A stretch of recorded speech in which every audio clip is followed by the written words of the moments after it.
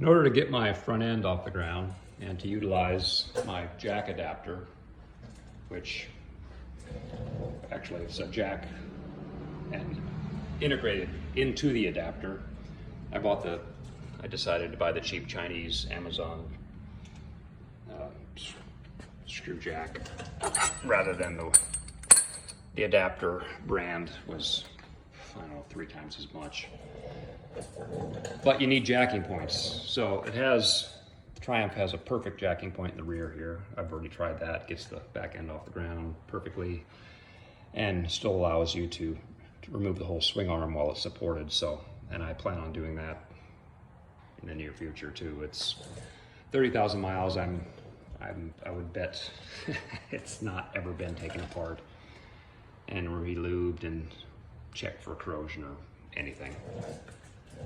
But for the front, there is really no jacking point.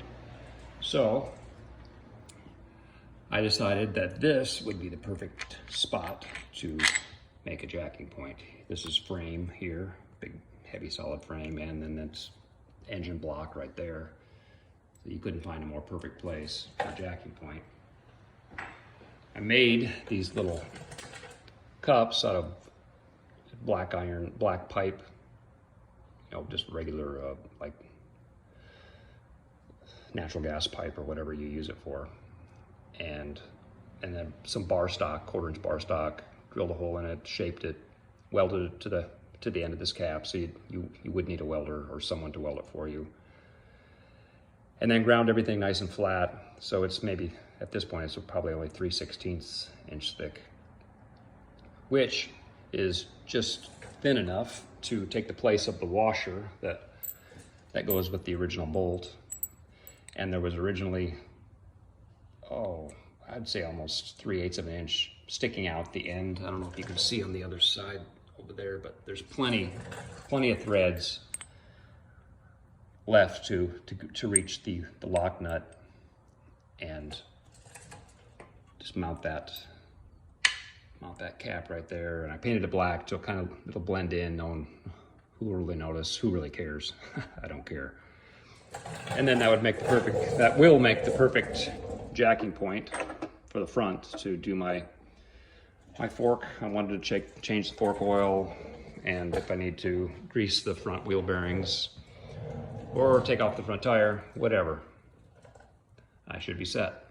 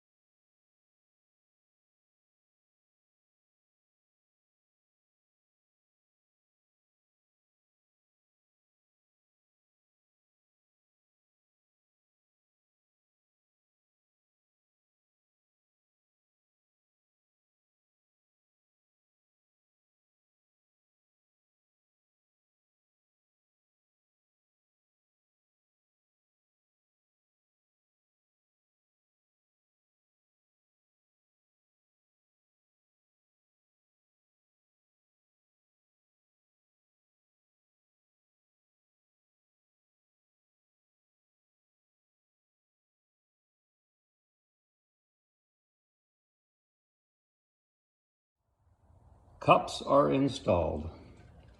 I know the time lapse is kind of crappy. I was wearing a camera and then I have a still set up, but I just want to show that I had to loosen up the radiator and oil cooler a little bit just to give me a little room to get on the back side of that nut with a wrench I didn't want to damage, the coils on the radiator.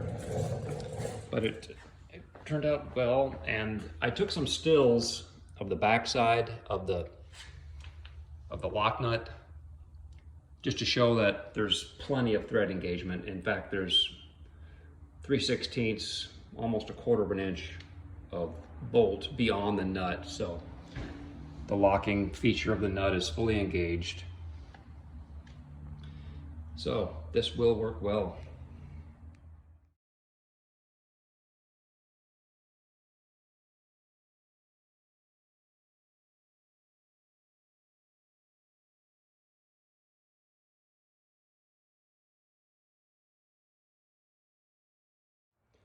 My bike is airborne.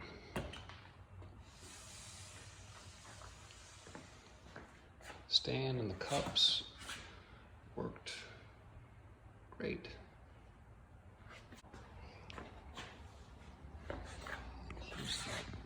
Oops.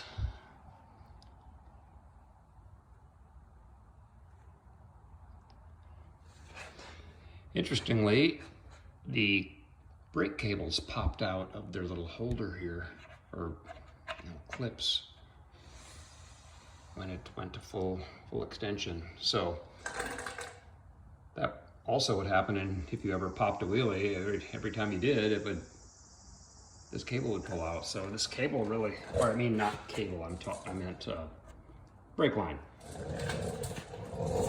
Brake line isn't long enough. Should have been at least